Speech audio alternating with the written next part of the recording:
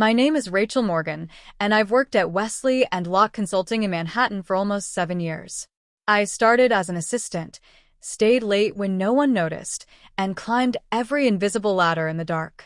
By the time I was 31, I had done enough to earn the promotion to senior project director.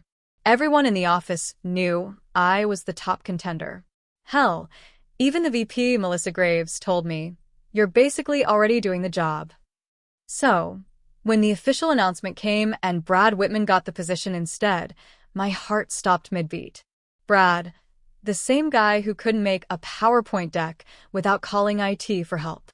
The same Brad who showed up late, left early, and bragged about golfing with the partners on weekends. That morning, I sat at my desk, numb. My hands hovered above the keyboard, frozen. Across the room, Brad strutted through the glass office doors with a Starbucks in one hand and his phone in the other. He smiled that smug, rehearsed smile and high-fived Jason, our intern, as if this was a frat house. He didn't even look at me. I tried to tell myself it was fine, that I'd survive, that maybe something better was coming. But deep down, something twisted in my gut. Something that whispered, "This isn't just unfair. This is personal." Later that afternoon, while organizing files for a client pitch, I found something odd, an email chain between Melissa and Brad. It had been carelessly left open on the shared drive. The subject line was your draft for Q3 goals. But it wasn't Brad's email signature that made my stomach flip. It was the date, 2 weeks before the interviews even began.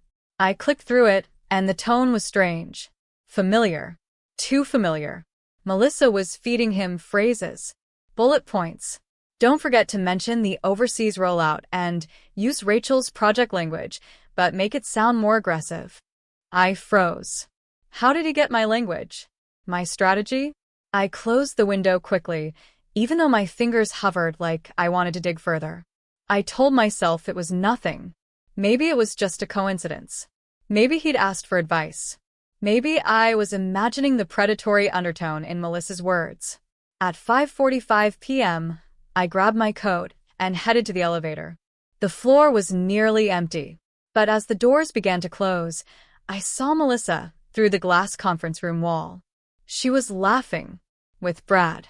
He leaned in and she touched his arm, just lightly, but enough to make something inside me harden.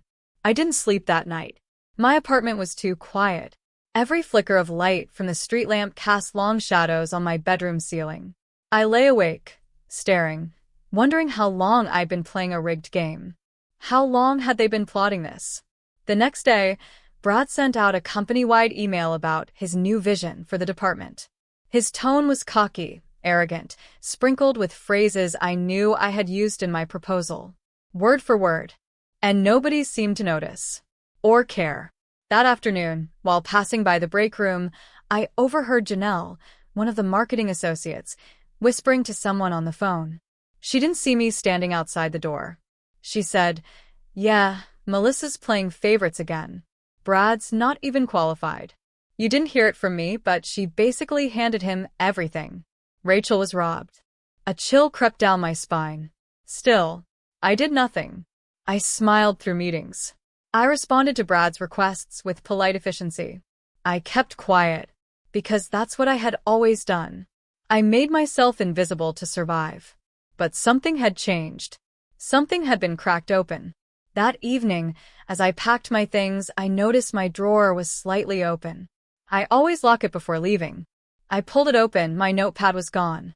The one I'd used during my pitch prep. My fingers trembled as I rifled through files. Gone. That was the moment I knew I wasn't imagining things. Something very wrong was happening. I spent the weekend in a fog. I couldn't stop thinking about that missing notepad. I retraced every step when I last saw it, who had been near my desk. Nothing made sense. It wasn't just notes in there. It had outlines, brainstorms, timelines, details from the very proposal Brad had apparently crafted on his own. By Monday morning, my suspicion had calcified into something sharper, something cold. I kept my head down at the morning meeting, listening to Brad present recycled ideas like he'd birthed them himself.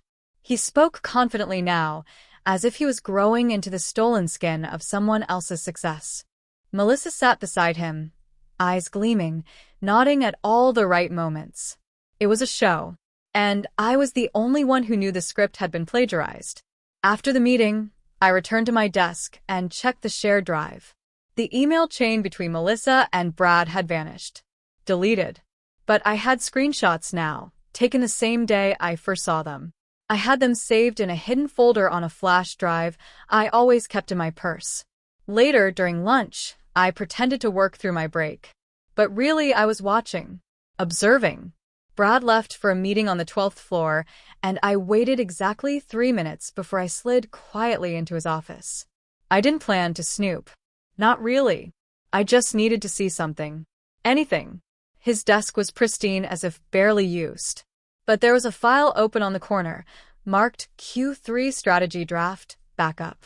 I flipped through it. Every bullet, every phrase, it was mine. I felt nauseous. And then something else. A folder marked Mentorship Notes. Inside were emails, some printed, between Brad and Melissa. She had been grooming him for the promotion, framing him as a rising star while simultaneously minimizing my contributions. In one message, she wrote, "Rachel's smart, but too emotionally reactive. We need someone more stable. You bring that energy." Emotionally reactive? I nearly laughed out loud. I had eaten every insult, every double standard, every patronizing, "You're so articulate," and turned it into grace and grit. And now this woman I trusted, was undermining me from behind boardroom walls. The worst part? I didn't know who else was in on it. That night, I couldn't shake the feeling I was being watched. I walked home instead of taking the subway, trying to clear my head. But every time I passed a reflective surface, I found myself checking behind me. At work the next day, things got stranger. Jason, the intern, came up to me in the break room, whispering like he was afraid someone might hear. "I think someone went through your desk on Friday. I saw Melissa come out of your cubicle area after hours. She looked off." My heart dropped. "You're sure?" He nodded quickly. "I wasn't going to say anything, but you looked really upset lately, and I thought you should know." I thanked him and walked back to my desk, but the world was spinning sideways now. Melissa had been inside my space. She'd stolen from me. She had rewritten the rules and passed the baton to her chosen puppet. I knew I had to be smart. If I moved too fast, they'd flip the narrative. I'd be the crazy one, the emotional one, the jealous one. I needed more. So I started documenting everything. I recorded every interaction, every offhand comment. I sent myself timestamp summaries after each encounter. I backed up all my emails, saved copies of documents they might try to alter. I became my own private investigator, hiding in plain sight. And the more I looked, the more cracks I found. Janelle told me that Melissa had been hanging around Brad a lot outside of work, drinks, late-night meetings. That was a company policy, and it certainly wasn't in the spirit of fair advancement. People whispered, but no one spoke up. They were scared. I could see it in their eyes. I started to feel like I wasn't just being watched, I was being baited. One afternoon, I returned from a coffee run to find my screensaver off. I always lock my computer. Always. But there it was, glowing on my desktop, open to a client folder I hadn't touched in days. When I checked the activity log, there was a file opened 10 minutes before I returned. My pulse pounded in my ears. Someone was trying to set me up. Or maybe just scare me. The next morning, I passed Melissa in the hallway. She smiled, thin-lipped and cold. "How's everything going, Rachel?" she asked. "Fine," I replied, deadpan. "Good," she nodded. "Hope you've adjusted to the transition." There was a threat under her tone, a smugness. She was daring me to react, daring me to spiral. I smiled back, eyes hollow. "Oh, I'm adjusting." That night, I didn't sleep again. I kept replaying everything, every little sign I had missed over the past few months. The slow erosion of trust, the tiny humiliations, the doors that had quietly closed behind me. I wasn't paranoid. I was just late to the realization that I was under attack. The difference now? I was ready to fight back. It happened on a Thursday. Everything had been building to that moment. The quiet betrayals, the stolen words, the orchestrated collapse of my credibility. But nothing prepared me for the truth I uncovered that day. It started with a file, misnamed, half hidden in a shared drive folder that hadn't been updated in weeks. I was searching for something else entirely when I found it. Strategy Presentation Draft, CONF Notes V3, M Review. PPTX. I froze. I opened it slowly. And there it was, my presentation. My charts. My phrasing. My diagrams. But in the corner of each slide were initials. BM. Brad Mitchell. But what hit me hardest were the embedded comments in the margins. They weren't from Brad.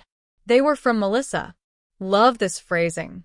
Let's polish this one and make sure R doesn't get a copy. R me. Another comment. This slide may raise questions if Rachel sees it. Let's tweak the layout. They weren't just erasing me. They were actively planning it. I stared at the screen, fingers trembling over the mouse. The final slide had a timestamp, 5 days before the promotion announcement, meaning Melissa had already chosen Brad long before the decision was supposedly made. This wasn't a misunderstanding or favoritism.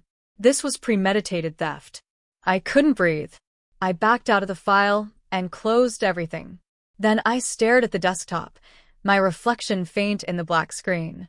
There were moments in life when clarity hits you like a freight train, and in that instant, I wasn't just Rachel, the diligent, dependable, do-everything-right employee. I was the mark, and they thought I wouldn't notice. I printed the comments. I emailed copies to my personal account. I took screenshots and added them to my documentation log.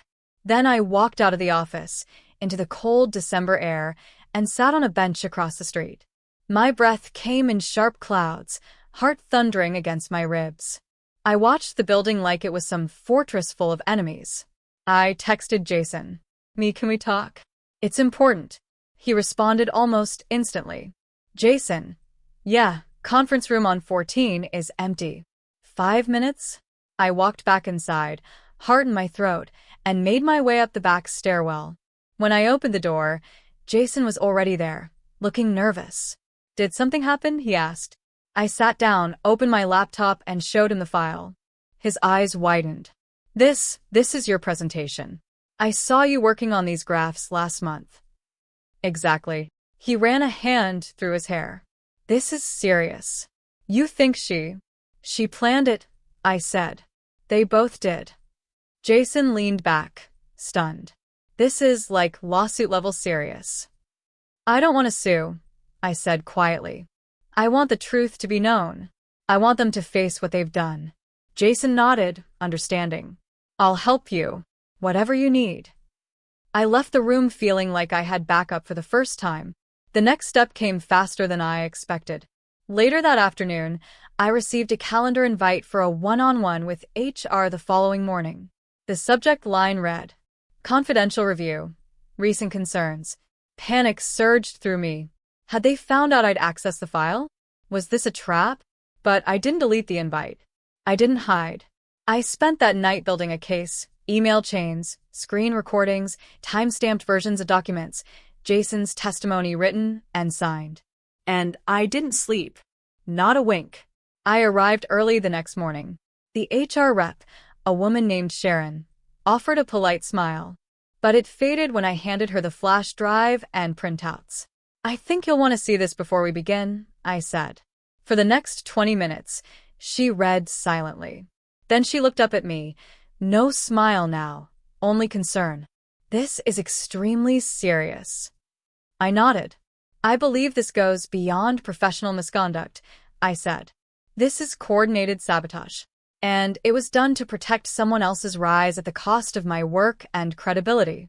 She leaned back in her chair. Have you spoken to anyone else about this?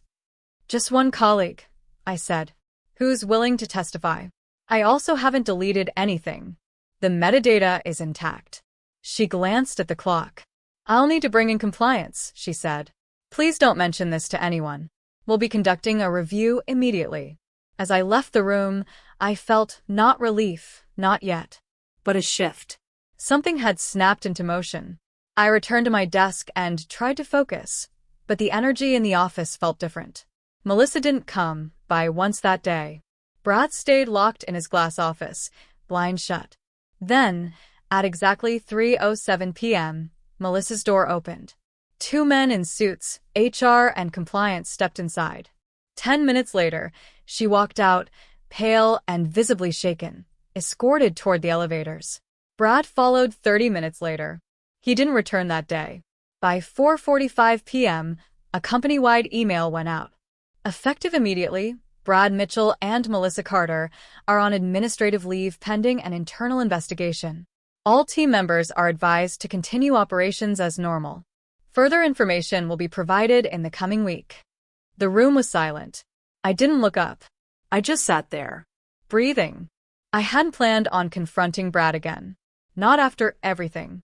But fate has a twisted sense of humor. The next morning, I walked into the building just as the elevator doors opened. And there he was. Brad Mitchell. Disheveled. Eyes bloodshot. Jacket slung over one shoulder like it weighed 10 pounds. He froze when he saw me. I could have walked past. Could have let him stew in the consequences of his choices. But something rose inside me. Rage. Grief. Vindication, a storm that demanded release. So I stepped inside the elevator with him. Just the two of us. The silence was suffocating. I didn't expect to see you, he finally muttered. I turned to him slowly. No?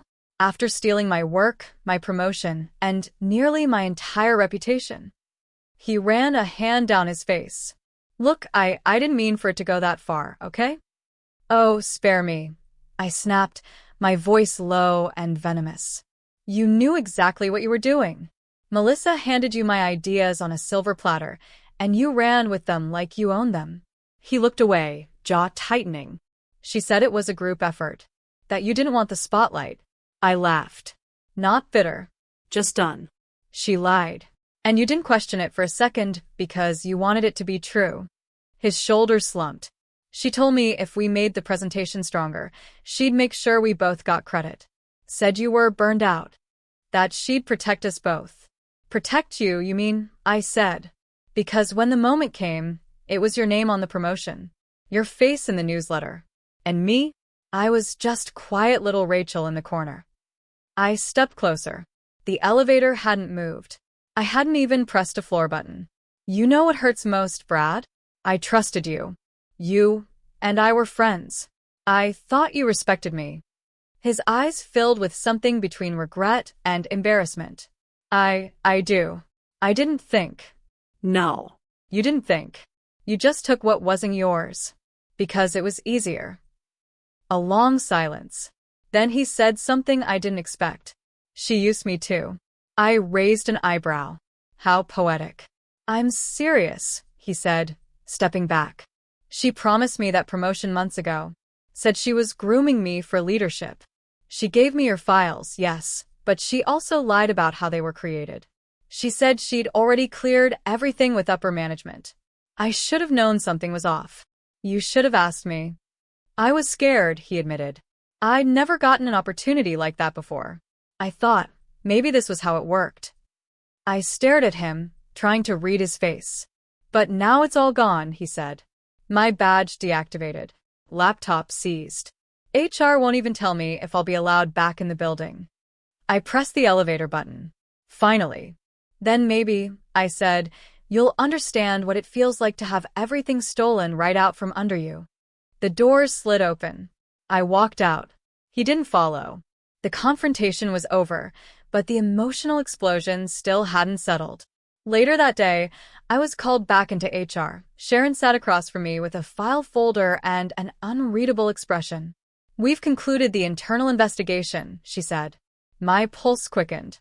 Both individuals have been terminated effective immediately, she continued. Your documentation was thorough. Your timeline consistent.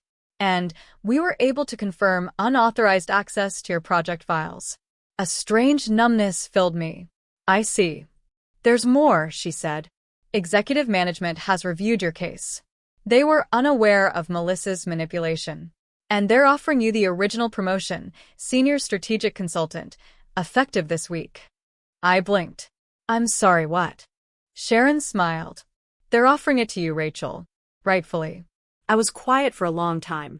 I don't know what to say. You don't have to say anything right now, but know that you earned this. It didn't feel like triumph. Not yet. That night, I sat in my apartment, the city lights blinking like static behind the window. My phone buzzed. A text. From Melissa. Melissa Carter. I made mistakes.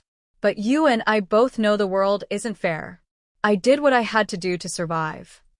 I stared at it, deleted it, blocked her number. But my chest still felt tight. It wasn't just the betrayal, it was how easily people you trusted could twist everything to fit their narrative. How quickly you could become a pawn in someone else's power game. And how justice, when it came, didn't erase the scars. 3 days later, the news broke internally. Melissa and Brad had been terminated due to ethical misconduct. Rumors swirled. Whispers passed like wildfire. But no one said anything to me directly. Except Jason. He passed my desk with a grin and a quiet fist bump. You did it, he said. I shook my head. No. They did it. I just made sure the truth came out. He nodded, Serious now. and the truth hit hard. I turned back to my screen. An email sat waiting. Subject line. Leadership Vision Roundtable, RSVP confirmed. It was from the CEO's office. For the first time in weeks, I smiled. The new office felt sterile. Not in the literal sense. It had soft gray walls, a framed skyline photo, even a plant in the corner, but in the way fresh starts often feel. Clean. Untouched. Waiting for something real to give it meaning. I had earned this promotion. But the weight of it didn't feel like victory. It felt like aftermath. The morning after the announcement, people treated me differently. Some smiled too wide. Some avoided eye contact.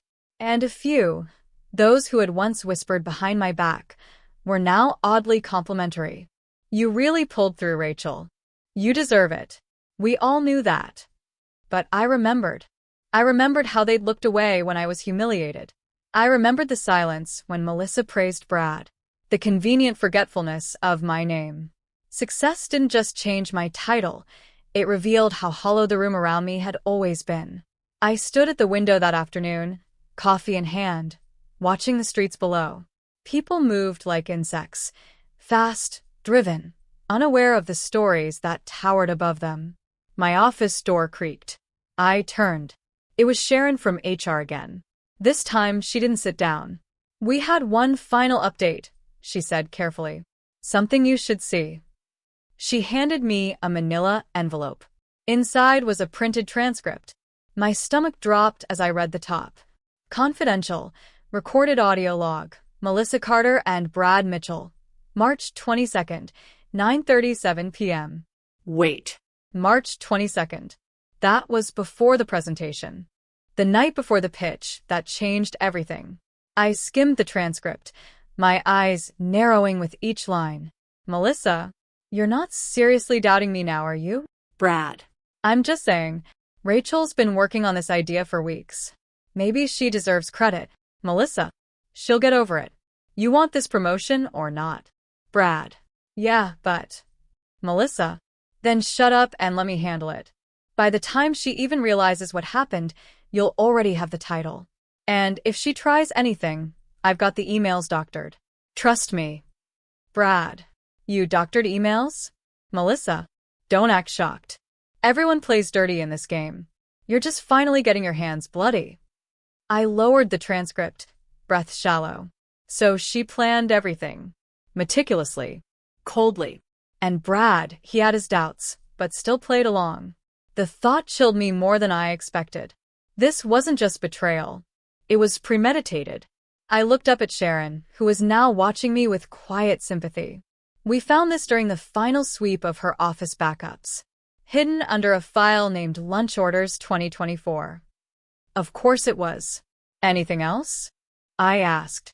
Sharon hesitated. There's one more thing. We traced an anonymous tip sent to the compliance hotline 2 weeks before the presentation. It warned of internal sabotage but had no proof. I furrowed my brows. From who? She gave a slow, Careful answer. IP address matches your former manager. Jeremy Cook. My mouth fell open. Jeremy? He tried to warn you. She nodded. He filed it quietly. He'd been sidelined by Melissa and didn't want to get involved openly. But now it makes sense. I sat back, stunned. He knew, and he tried. But the system, the silence, it had all swallowed the truth too long. And now, it was just debris left behind. A week passed. I started to settle into the role. Not because the chaos had faded, but because I refused to let it define me. Until Friday. That morning, an unmarked envelope appeared on my desk. No return address. No stamp. Just a white card inside. One sentence. You took what wasn't yours. This isn't over. My hands froze. I turned it over. Nothing. No signature. No clues. Just a threat. Or a warning. I reported it to security. They ran a sweep. No one had seen who left it. No fingerprints. Just like that, the floor beneath me cracked again. That night, I sat in my apartment, replaying every moment, every interaction, every hallway glance. Who had access to my floor? My office? Was it Brad? Melissa? Someone else who felt threatened by the truth coming out? I checked my locks. Twice. And still, I didn't sleep. A few days later, I met Jason for coffee. He was one of the few I still trusted. You okay? He asked, watching me stir cream into my cup like it owed me something. I shrugged. Better than before. Worse than I expected. He raised an eyebrow. That's vague even for you. I slid the envelope across the table. He read the card. His expression darkened. Jesus. Who'd send this? That's the question, isn't it? He leaned back, eyes scanning the cafe around us. I can install some security cams in your apartment, he offered. Discreet ones. Motion alert. Just in case. I looked at him. You think I'm being paranoid? No, he said. I think you're finally realizing how many people benefit when someone like you stays silent. That landed hard. Because it was true. The promotion, the truth, even justice, they didn't just expose Melissa and Brad. They shook a foundation that others had been comfortably standing on for years. And now, that foundation was cracking. Because of me. A month later, I received another anonymous message. This time it was digital. An email. Subject. The next step. Body. Congratulations. But the real game starts now. Attached was a single file. Encrypted. No sender. No trace. I didn't open it. Not yet. Because in my gut I knew this wasn't over. And maybe it never would be.